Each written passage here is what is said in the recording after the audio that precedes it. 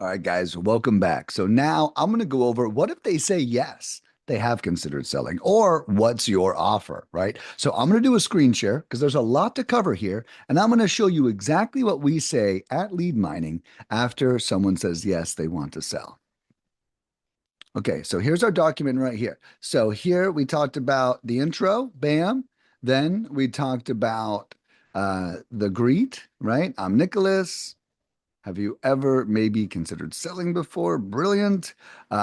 Yes, I am. Or what is your offer, right? Is something that we will get a lot. So if they ask you, what's your offer? We'll say, well, we normally don't run numbers until we get interest on your end.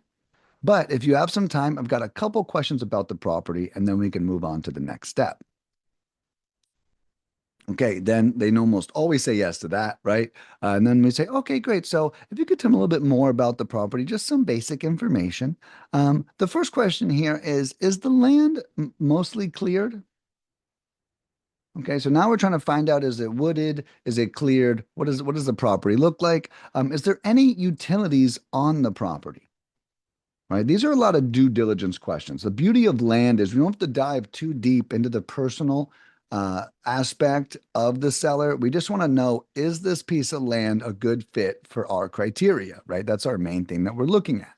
So then, is there road access to the property?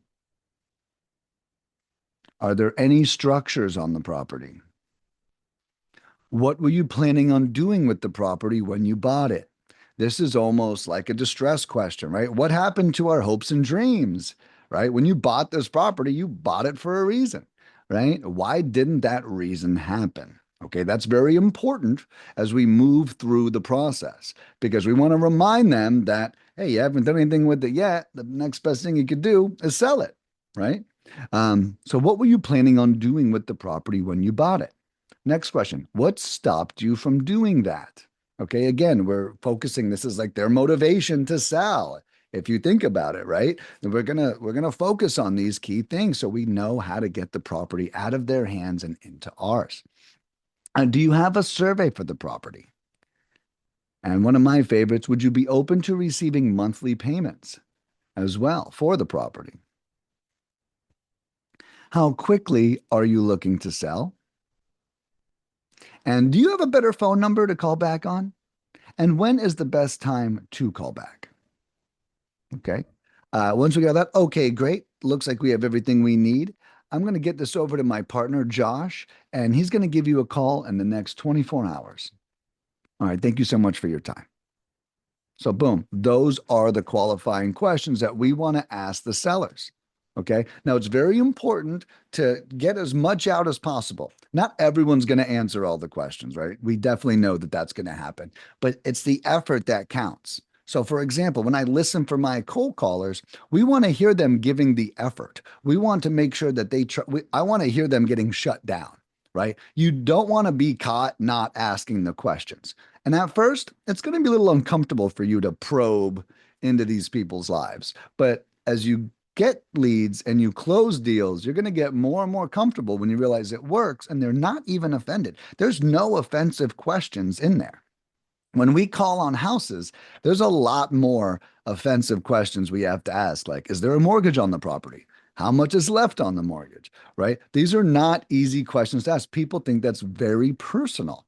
With land, we have the benefit of not having to get that personal. So don't be afraid to ask all of these questions, or at least try to, so you can give either yourself as an acquisition manager or your acquisition manager their best foot forward when working the lead.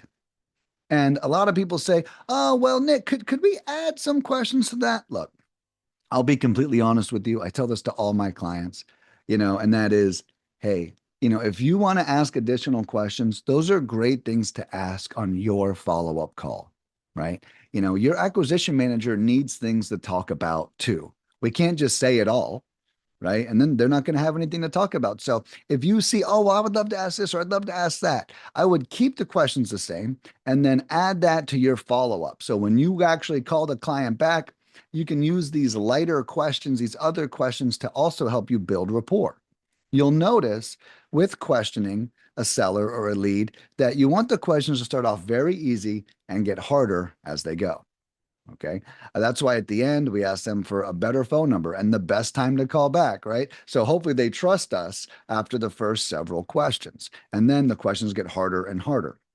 So keep that in mind if you're recreating the script or you're creating a script for your acquisition manager. It's extremely important that the questions start easy and get harder as they go. All right, guys, let's move on to the next one.